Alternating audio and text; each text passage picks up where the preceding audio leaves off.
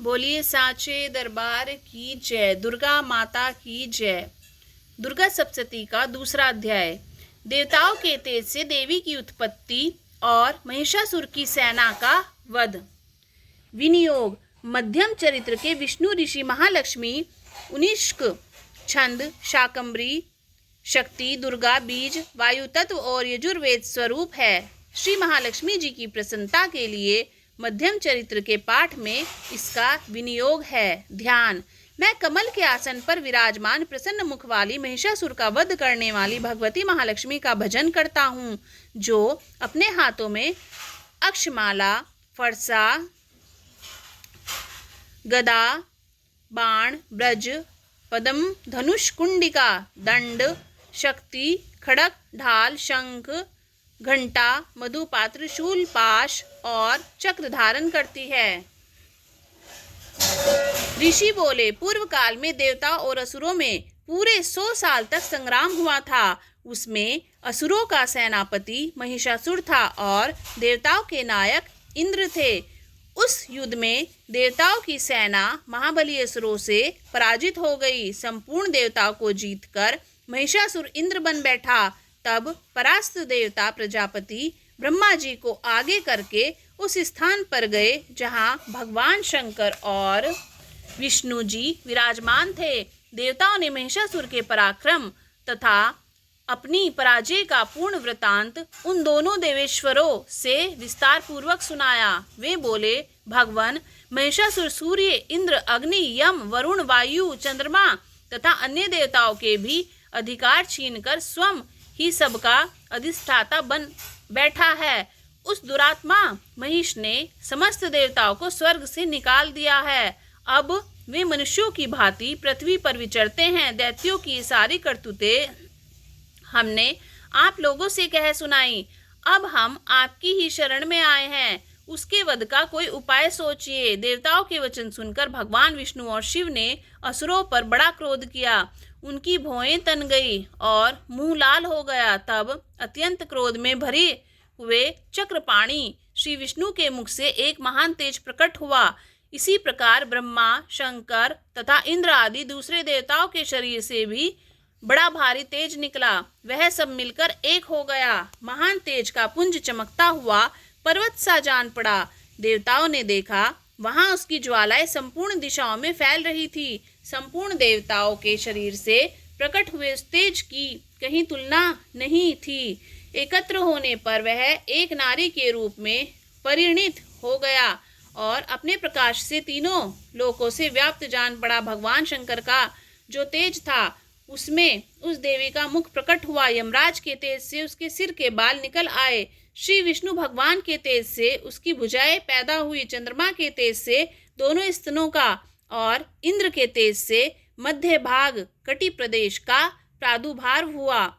वरुण के तेज से जंगा और पिंडली तथा पृथ्वी के तेज से नितंब भाग प्रकट हुआ। ब्रह्मा के तेज से दोनों चरण और सूर्य के तेज से उनकी उंगलियां हुई। वसुओं के तेज से हाथों की उंगलियां और कुबेर के तेज से नासिका प्रकट हुई। उस देवी के दांत प्रजापति के तेज से और तीनों नेत्र अग्नि के तेज से प्रकट हुए। उसकी भौहें संध्या के और कान के तेज से उत्पन्न हुए थे। इसी प्रकार अनन्याय देवताओं के तेज से भी उस कल्याणमयी देवी का आविर्भाव हुआ। इसके बाद देवताओं के तेज से पुंज प्रकट हुई। देवी को देखकर महिषासुर के सताए हुए देवता बहुत प्रसन्न हुए। पिनाकधारी भगवान शंकर ने अपने शूल से एक शूल निकालकर उन्हें दिया। फिर भगवान विष्णु ने भी चक्र से चक्र उत्पन्न करके भगवती को अर्पण किया। वरुण ने भी शंख भेंट किया। अग्नि ने उन्हें शक्ति दी और वायु ने धनुष बाण से भरे हुए 2 तरकस प्रदान किए। 1000 नेत्रों वाले देवराज इंद्र ने अपने व्रज से व्रज उत्पन्न करके दिया और ऐरावत हाथी से उतारकर एक घंटा भी प्रदान किया। यमराज ने काल दंड से दंड, वरुण ने पाश, प्रजापति ने स्फटिक काश की माला तथा ब्रह्मा जी ने कमंडलू भेंट किया। सूर्य ने देवी के समस्त रोमकूपों में अपनी किरणों का तेज भर दिया। काल ने उन्हें चमकती हुई ढाल और तलवार दी। क्षीर समुद्र ने उज्जवल हार तथा कभी न फटने वाले 2 दिव्य वस्त्र भेंट किए।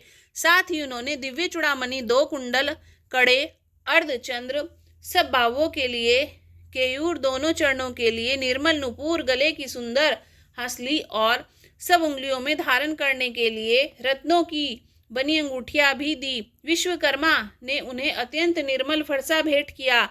साथ ही अनेक प्रकार के अस्त्र शस्त्र और अभेद कवच दिए। इसके सिवा मस्तक और वक्ष स्थल पर धारण करने के लिए कभी न कुमलाने वाले कमलों की मालाएं दी। समुद्र ने उन्हें सुंदर कमल का फूल भेंट किया। हिमालय ने सवारी के लिए सी तथा भांति भांति के रत्न अर्पित किए।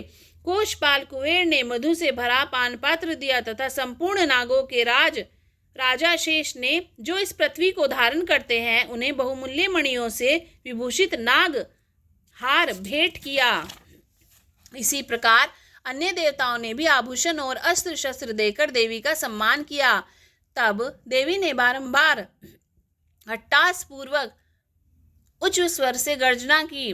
उनके भयंकर नाद से संपूर्ण आकाश गूंज उठा। देवी का वह अत्यंत उच्च स्तर से किया हुआ सिनाद कहीं समा न सका। आकाश उनके सामने छोटा प्रतीत होने लगा। उससे बड़े जोर से प्रतिध्वनि हुई, जिससे संपूर्ण विश्व में हलचल मच गई और संपूर्ण कांप उठा। पृथ्वी डोलने लगी और समस्त पर्वत हिलने लगे। उस समय देवताओं ने अत्यंत प्रसन्नता के साथ सी वाहिनी भवानी से कहा, हे देवी, तुम्हारी जय हो। साथ ही महर्षियों ने भक्ति भाव से विनम्र होकर उनका स्तवन किया। संपूर्ण त्रिलोकी को शुभ देख असुर गण अपनी समस्त सेना को कवच आदि से सुसज्जित कर हाथों में हथियार ले सहसा उठकर खड़े हुए।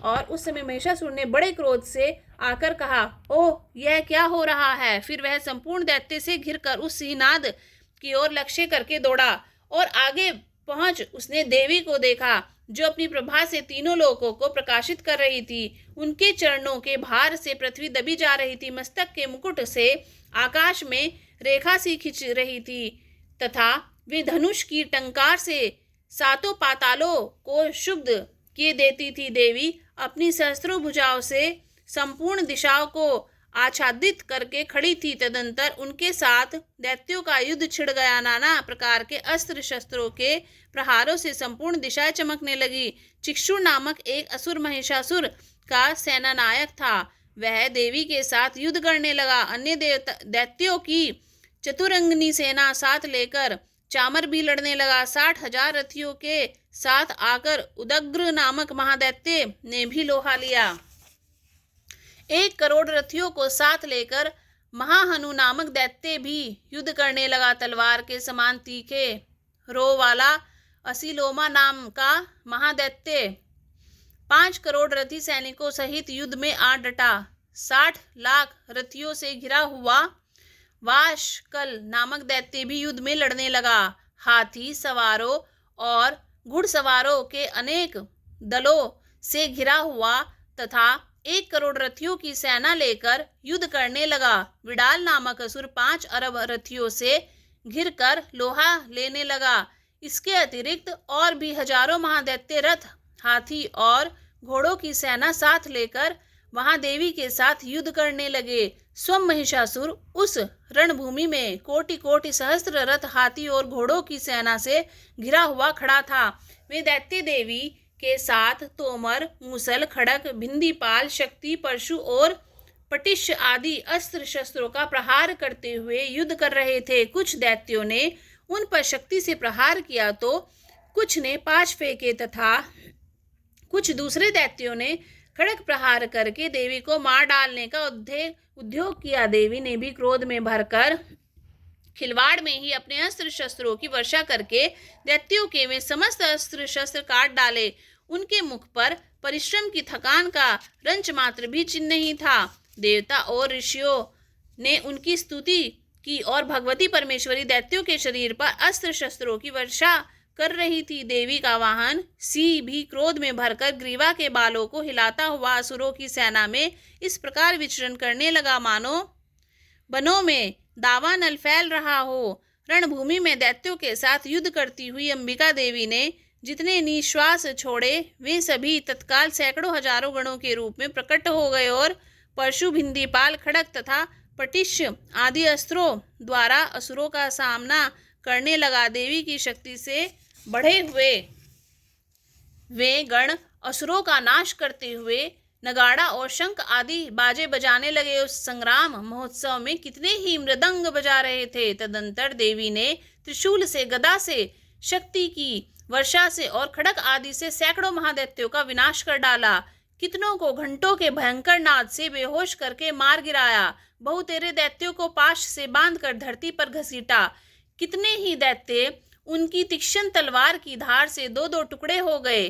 कितने ही गदा की चोट से घायल हो धरती पर सो गए और कितने ही मूसल की मार से अत्यंत घायल होकर रक्त वमन करने लगे। कुछ दैत्य शूल की मार से छाती फट जाने के कारण पृथ्वी पर ढेर हो गए। उस युद्ध भूमि में बाण समूह की वर्षा से कितने ही असुरों की कमर टूट गई। बाज की तरह झटपटा मारने वाले दैत्यगण अपने प्राणों के से हाथ धोने लगे। किन्हीं की बाहें छिन्न भिन्न हो गई, कितनों की गर्दन कट गई। कितने ही दैत्यों के मस्तक कट कट कर गिरने लगे। कुछ लोगों के शरीर के मध्य भाग ही विदीर्ण हो गए। कितने ही महादैत्य जांघें कट जाने से पृथ्वी पर जा गिरे। कितनों ही को देवी ने एक बाह, एक पैर और एक नेत्र वाले करके दो टुकड़ों में चीर डाला। कितने ही दैत्य मस्तक कट जाने पर भी गिरकर फिर उठ जाते और केवल धड़ के रूप में अच्छे हथियार लेकर देवी के साथ लड़ाई करने लगते। दूसरे धड़ युद्ध के बाजों की लय नाचते थे। कितने ही बिना सिर के धड़ हाथों में तलवार, शक्ति तथा विशिष्टि लिए दौड़ते तथा दूसरे महादैत्य ठहरो ठहरो यह कहते हुए देवी को युद्ध के लिए ललकारते थे। जहाँ घोर संग्राम हुआ था वहाँ की धरती पर देवी के गिराए हुए रथ, हाथी, घोड़ों और असुरों के शरीर से इतनी अधिक मात्रा में रक्त बह रहा था कि थोड़ी ही देर में वहां खून की नदियां बहने लगी। जगदम्बा ने असुरों की विशाल सेना को क्षण भर में नष्ट कर दिया। ठीक उसी तरह जैसे तृण और काठ के भारी ढेर को आग कुछ ही क्षणों में भस्म कर देती है और वह सी भी गर्दन के बालों को हिला हिलाकर जोर जोर से गर्जना करता हुआ दैत्यों के शरीर से मानो उनके प्राण चुन लेता था। वहां देवी के गणों ने उन महादैत्यों के साथ ऐसा युद्ध किया जिससे देवतागण उन पर आकाश से पुष्प वृष्टि करने लगे और उन सबसे बहुत संतुष्ट हुए। यह था दुर्गा कवच का दूसरा अध्याय। बोलो दुर्गा माता की जय।